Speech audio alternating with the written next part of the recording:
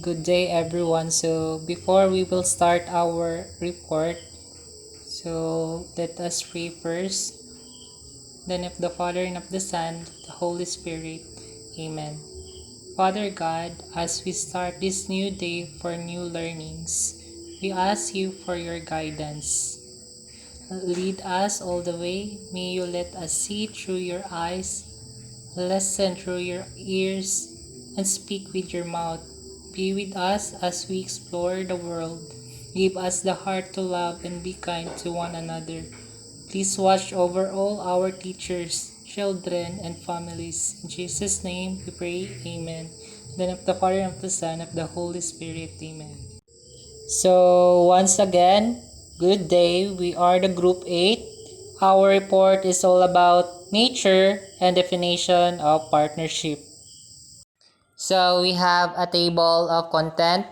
First, objectives, defining partnership, key elements of partnership, activities undertaken by partners, what is formal partnering, challenges of establishing partnership, steps to follow in establishing strong partnerships, academ and LGU rules in the partnership, rules of partnerships.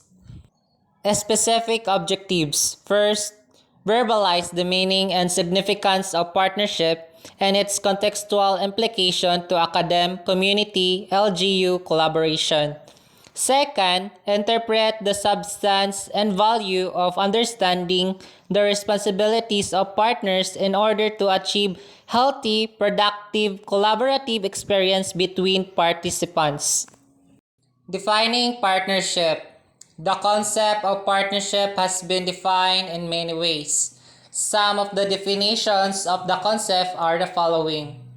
First, an arrangement between two or more parties who have agreed to work cooperatively toward shared and or compatible objectives and in which there is shared authority and responsibility. Joint investment of resources, share liability or risk-taking, and ideally, mutual benefits. Next, collaborative arrangements made with organizations outside of the government. These arrangements are usually designed to share the costs, risks, and benefits of particular initiatives, while at the same time increasing the involvement of the clients being served and enhancing the general level of goodwill with all parties. Next, a relationship in which government and other agents work cooperatively to achieve a goal at the community level. It requires sharing of resources, responsibilities, decision making, risks, and benefits according to a mutually agreed upon formal or informal arrangement. So next is key elements of partnership. So we have common goals and objectives between and among partners, share risks and mutual benefits, contributions from both partners, monetary and non-monetary. Lastly, shared authority, responsibility, and accountability. So, partnership can also be viewed not only as an outcome but as a process or an action called partnering.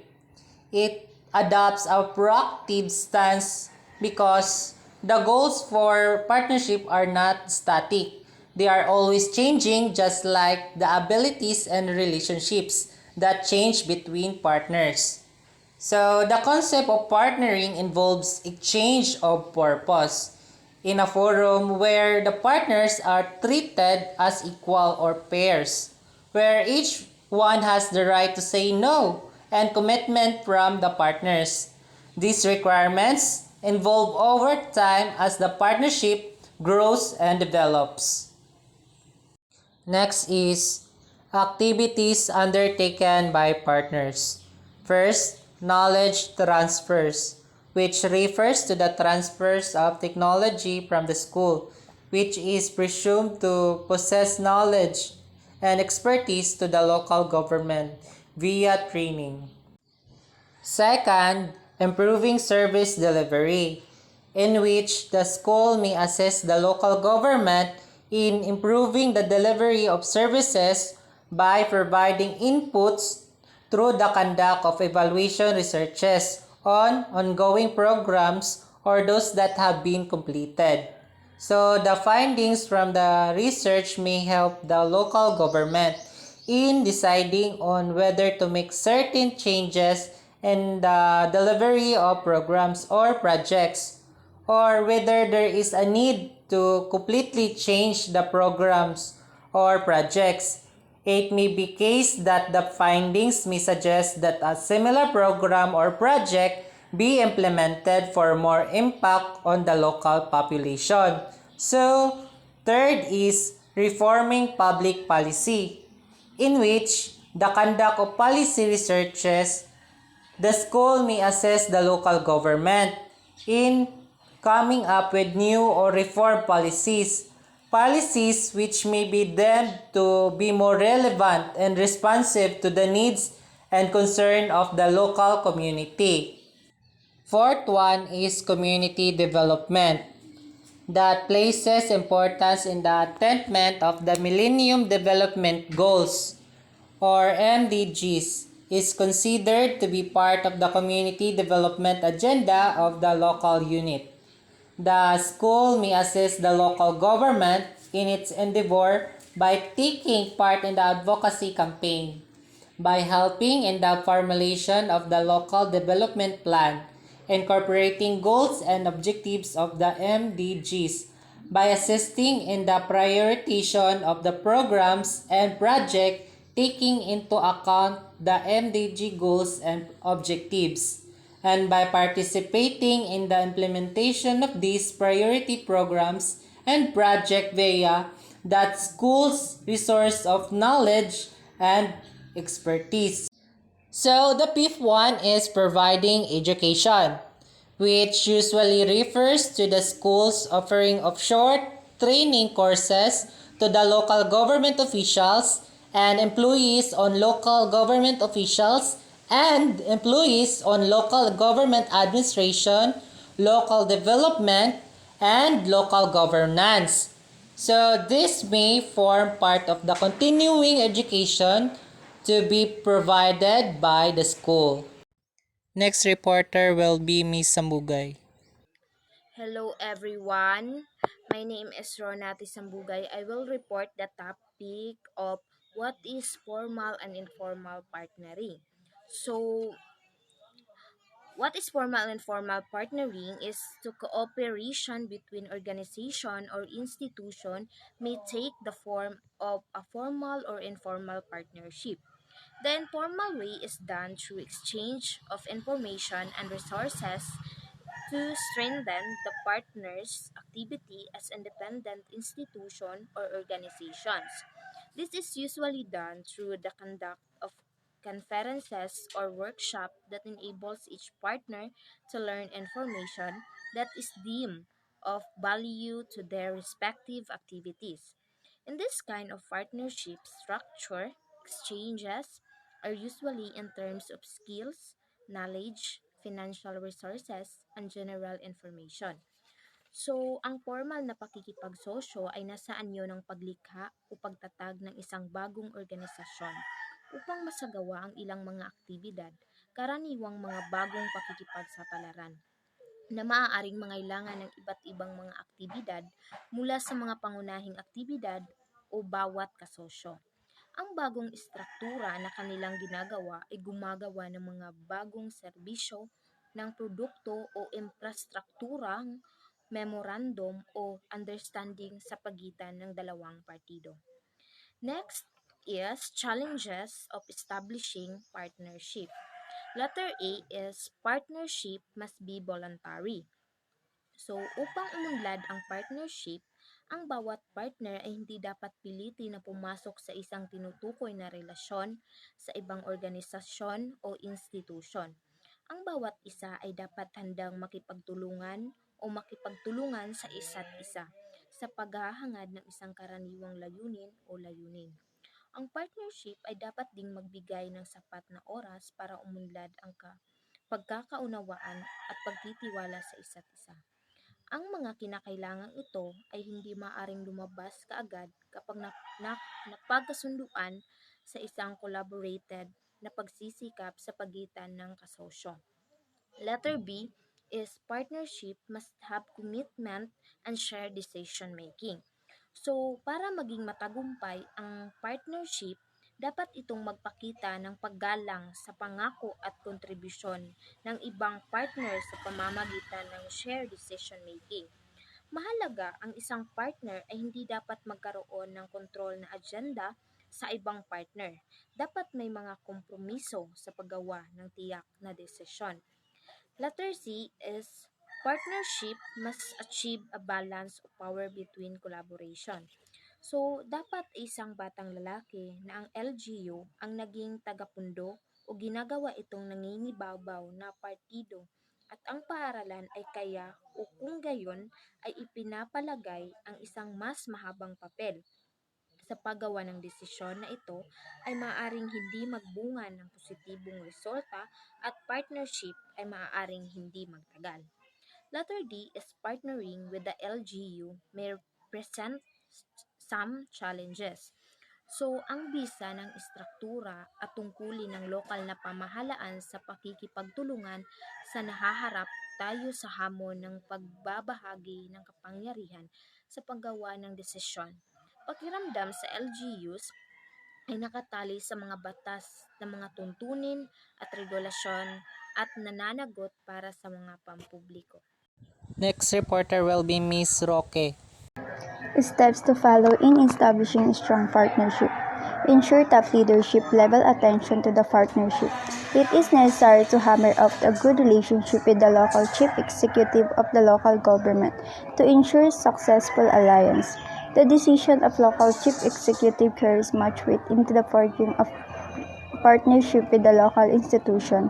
Codify the intent, structure, and responsibilities of the relationship in the written document that is negotiated between both parties. This is usually carried out in the memo of understanding of or agreement between the two partners. Such agreement will have to be approved by the local legislative body of the local development. Establish a designated unit within the organization of both parties to sustain, nurture the relationship, and to resolve disputes when they arise. An established structure is needed to carry out agreed responsibility between the two partners will help push for the realization of the set common goals and objectives of the agreement. Academia LGU rules in the partnership. As local institution, both the local government and the school or university servicing the local area has the responsibility to develop the community. Both are committed to pursue local development goals and objectives to make the community or local area a better place to live in. Thus, each one has a role to play in the area of local development and good governance. The local government is seen to have more resources compared with the other institutions in the local community. However, its resources are never sufficient to provide the needed services to its growing population. It does not have the monopoly of knowledge and expertise needed to undertake responsive programs and projects. Poorer local governments may not even have the technical competence to implement developed programs and projects. They may have established structure or unit mandated to provide servicing, but they may lack the needed technical staff members that have the technical competence in implement or manage the program. Such institution dictates the necessity of collaborating or partnering with the other institution in the local community that can provide additional or supplemental resources, particularly in the provision technical knowledge and expertise. The responsibilities of LGU are the following. The local government should provide an enabling environment for the partnership to grow and flourish. The local government should provide the legal framework for the partnership to work. The framework will spell out the areas of cooperation between the partners. Partnership policies and principles also will have to be clarified what is important is the recognition by the local government, but it needs to collaborate with other organizations in the community, particularly with the educational institution to pursue of local development goals and objectives. The local government has to share monetary or non-monetary resources with the educational institution as its partner in developing and governing the community. The sharing of resources does not only zero in the monetary resources but also non-monetary resources as well. It could be that the local government has the technical staff that help in the implementation of programs and projects, or the partner is pursuing the common goals can tap the resources of the LGU or instructor responsibilities for the implementation of the identified program and project. Local government should assume the greater role of sustaining the developed partnership with the educational institution by virtue of its power and authority provide for the local government code. It can formulate more policies and that can provide more flexibility in maintaining and sustaining the collaborative undertaking between the two partners. Next reporter will be Miss Rival. The responsibilities of the educational institution are the following. Number 1, the school or university should share knowledge and expertise with the local government. So, as an educational institution, the school or university has the knowledge and expertise in many learning areas which can be considered of value to the local government unit in building up its capacity. Number 2, the school or university should be able to provide technical assistance to the local government. So, by virtue of its knowledge and expertise, the school or university would be in a better position to provide technical assistance to help enhance the capacity of the local unit. Number 3, the school or university should serve as the resource linker in the community. So, this means that the academy should not directly provide resource to the local government unit, but could provide the necessary linkages and networks with other resource institutions in the community for the purpose of building up the capacity of the local government and for the purpose of contributing to the local development initiatives in the community. Rules of partnership. Depending upon the type of business partnership and industry, partners must share in the following rules and responsibilities. First, managing employees, implementing marketing strategies, developing client relationships, tracking financial objectives, executing other strategic management activities. So, as you can see, business partners' duties are primarily related to every managerial activities focused on growth. So, several factors determine the scope and depth of partners role. So, including the type of partnership chosen from a legal and structural standpoint.